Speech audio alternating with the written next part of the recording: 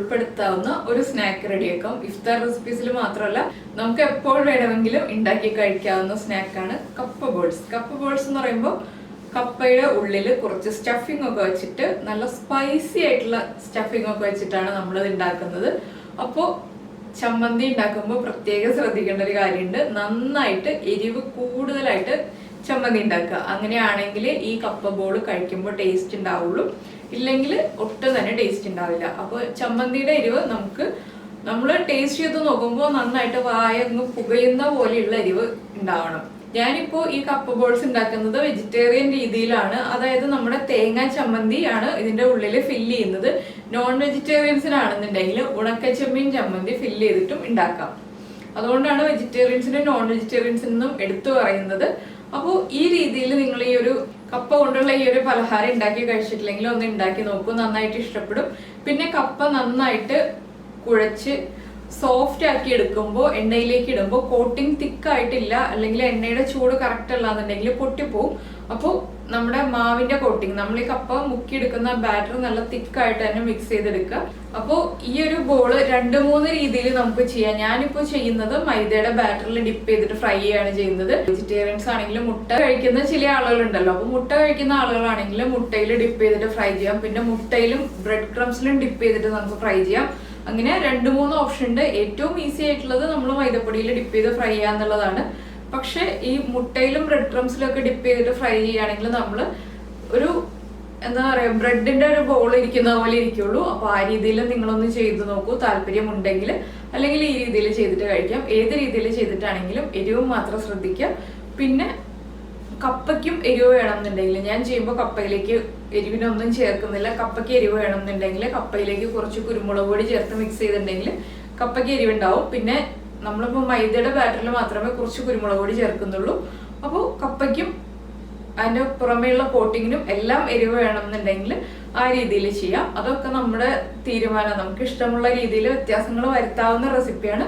അപ്പോൾ എല്ലാവരും ഈ രീതിയിൽ എങ്ങനെയൊക്കെയാണോ നിങ്ങൾക്ക് ഇഷ്ടപ്പെടുന്നത് ആ രീതിയിൽ ഉണ്ടാക്കി കഴിച്ചിട്ട് ഈ വീഡിയോയുടെ താഴെ നിങ്ങളുടെ അഭിപ്രായം ഇഷ്ടമായോ ഇല്ലയോ എന്നൊന്ന് കമന്റ് ചെയ്യുക. അപ്പോൾ നമുക്ക് എങ്ങനെയാണ് നമ്മുടെ ഈ കപ്പ ബോൾസ് ഉണ്ടാക്കുന്നതെന്ന് നോക്കാം.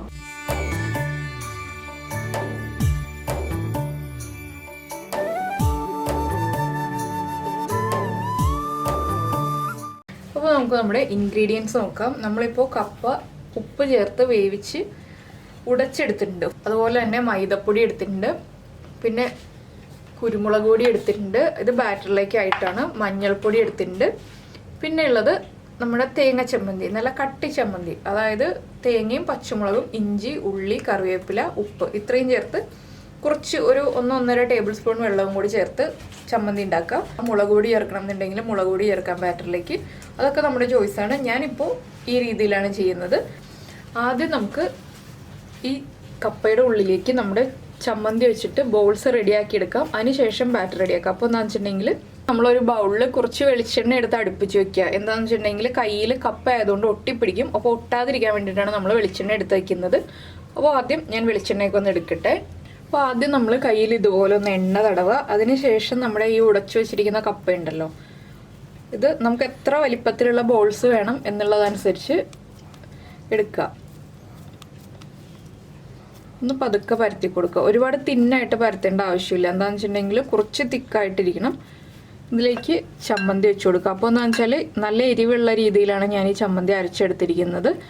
ഈ കപ്പയ്ക്കും കൂടി എരിവ് കിട്ടുന്ന രീതിയിൽ കുറച്ച് എരിവോടുകൂടി ചമ്മന്തി അരച്ചെടുക്കുക. അതിനുശേഷം ഇതുപോലെ വെച്ചിട്ടൊന്ന് നടുഭാഗത്തേക്ക് ആക്കി കൊടുത്തിട്ട് നമ്മൾ കൊഴുക്കട്ടയൊക്കെ ഫില്ല് ചെയ്യില്ലേ, അതുപോലെ അങ്ങ് ഫില്ല് ചെയ്തെടുക്കാം.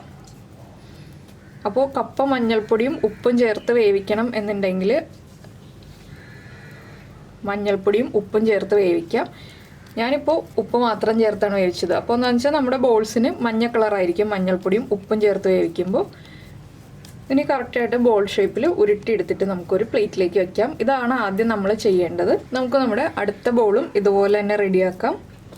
ആദ്യം ഓരോ ബോൾസും നമ്മൾ റെഡിയാക്കുമ്പോൾ എണ്ണ തടവി കൊടുക്കുക. അതിന് ശേഷം മാത്രം ഫില്ല് ചെയ്യാം. അപ്പോൾ നമ്മൾ നമ്മുടെ കപ്പ ബോൾസ് എല്ലാം റെഡിയാക്കിയിട്ടുണ്ട്. ഇനിയിപ്പോൾ നമുക്കിത് ഡിപ്പ് ചെയ്ത് ഫ്രൈ ചെയ്യാനായിട്ടുള്ള ബാറ്റർ റെഡിയാക്കാം.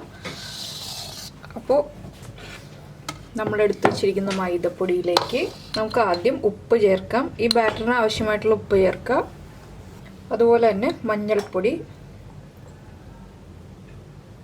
കുരുമുളക് പൊടി. കുരുമുളക് പൊടി എന്താ ചേർക്കുന്നതെന്ന് വെച്ചിട്ടുണ്ടെങ്കിൽ നമ്മുടെ കപ്പയുടെ ഇൻസൈഡിൽ മാത്രമല്ലേ എരിവുണ്ടാവുള്ളൂ. അപ്പോൾ കപ്പയുടെ ഈ കോട്ടിങ്ങിനും കൂടെ ഒന്ന് എരിവുണ്ടാകാൻ വേണ്ടിയിട്ടാണ് കുരുമുളക് പൊടി ചേർക്കുന്നത്. അത് താല്പര്യമുണ്ടെങ്കിൽ ചേർക്കാം. പിന്നെ നിങ്ങൾ മുളക് പൊടി ചേർക്കുന്നുണ്ടെങ്കിൽ ചേർക്കേണ്ട ആവശ്യമില്ല. പിന്നെ ഈ സെയിം ഇത് തന്നെ നമുക്ക് ഉണക്കച്ചെമ്മീൻ ചമ്മന്തി ഉണ്ടല്ലോ, ഉണക്കച്ചെമ്മീൻ ചമ്മന്തി തേങ്ങ ചമ്മന്തിക്ക് പകരം ഫില്ല് ചെയ്തിട്ട് ഉണ്ടാക്കാം. അത് നോൺ വെജിറ്റേറിയൻസിന് നന്നായിട്ട് ഇഷ്ടമാവും. പിന്നെ നമ്മുടെ തേങ്ങ ചമ്മന്തി തന്നെ റെഡ് കളറിലുള്ള തേങ്ങ ചമ്മന്തി ഉണ്ടാക്കിയിട്ട് അതും ഫില്ല് ചെയ്യാം. അങ്ങനെ നമുക്ക് ഇഷ്ടമുള്ള ചമ്മന്തി ഇതിൻ്റെ ഉള്ളിൽ ഫില്ല് ചെയ്യാം. പുളിയായിരിക്കും, ടേസ്റ്റ് ഉണ്ടാവില്ല.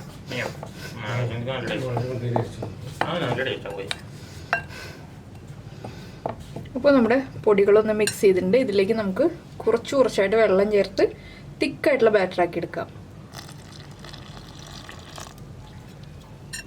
ഈ സമയത്ത് തന്നെ നമുക്ക് എണ്ണ ചൂടാക്കാൻ വെക്കാം. പിന്നെ ഈ ഒരു കോട്ടിങ് ക്രിസ്പി ആയിട്ട് വേണമെന്നുണ്ടെങ്കിൽ ഇതിലേക്ക് കുറച്ച് അരിപ്പൊടി ചേർക്കാം. ഞാനിപ്പോൾ ആ ക്രിസ്പി ആയിട്ട് ചെയ്യുന്നില്ല, അതുകൊണ്ട് അരിപ്പൊടി ചേർക്കുന്നില്ല. ഒരു 2 ടേബിൾ സ്പൂൺ അരിപ്പൊടി ചേർത്തിട്ടുണ്ടെങ്കിൽ നല്ല ക്രിസ്പി ആയിട്ടുള്ള കോട്ടിങ് ആയി കിട്ടും.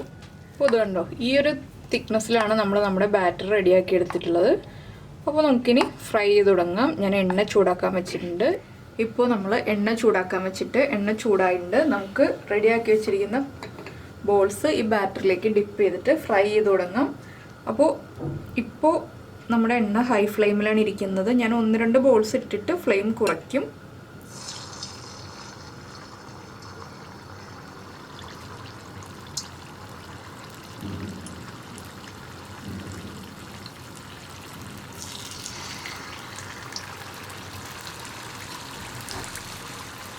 ഇനിയിപ്പോൾ നമുക്കൊന്ന് ഫ്ലെയിം കുറച്ച് വയ്ക്കാം.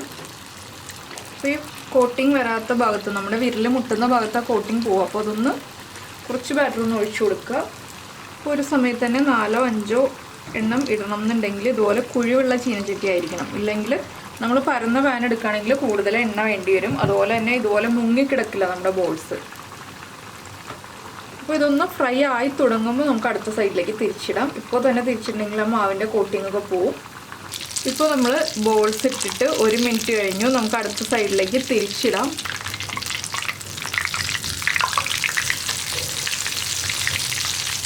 ഇനി ഈ സൈഡും ഒന്ന് ലൈറ്റായിട്ട് ഗോൾഡൻ ബ്രൗൺ ഷെയ്ഡായി വരട്ടെ. അപ്പോൾ നമ്മുടെ കപ്പ ബോൾസ് റെഡി ആയിട്ടുണ്ട്. നമുക്കിത് എണ്ണയിൽ നിന്ന് മാറ്റാം. ബാക്കിയുള്ളതും ഇതുപോലെ തന്നെ ഫ്രൈ ചെയ്തെടുക്കാം.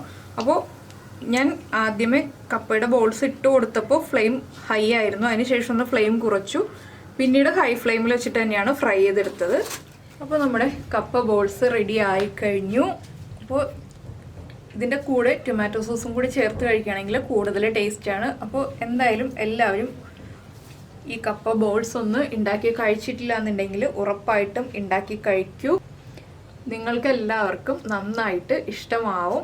അപ്പോൾ ഉണ്ടാക്കി കഴിച്ചു കഴിഞ്ഞിട്ട് ഇഷ്ടമായി കഴിഞ്ഞാൽ ലൈക്ക് ചെയ്യുക. അതുപോലെ തന്നെ ഇഷ്ടമായി കഴിഞ്ഞിട്ടുണ്ടെങ്കിൽ ആ അഭിപ്രായം ഇഷ്ടമായോ ഇല്ലയോ എന്നുള്ളത് നമ്മുടെ വീഡിയോയുടെ താഴെ ഒന്ന് കമൻറ്റ് ചെയ്യുക. പിന്നെ ആദ്യമായിട്ട് നമ്മുടെ വീഡിയോ കാണുന്ന ആളുകളാണെങ്കിൽ ചാനൽ ഇഷ്ടമായിട്ടുണ്ടെങ്കിൽ സബ്സ്ക്രൈബ് ചെയ്യുക. സബ്സ്ക്രൈബ് ചെയ്യുന്നതിനോടൊപ്പം തന്നെ സബ്സ്ക്രൈബ് എന്ന ആ ബട്ടൻ്റെ തൊട്ട് റൈറ്റ് സൈഡിലുള്ള ബെൽ ഐക്കണും കൂടെ ഒന്ന് ക്ലിക്ക് ചെയ്യുക. അപ്പോൾ ഞാൻ എല്ലാ ദിവസവും വീഡിയോ അപ്ലോഡ് ചെയ്യുമ്പോൾ നോട്ടിഫിക്കേഷൻ വരും.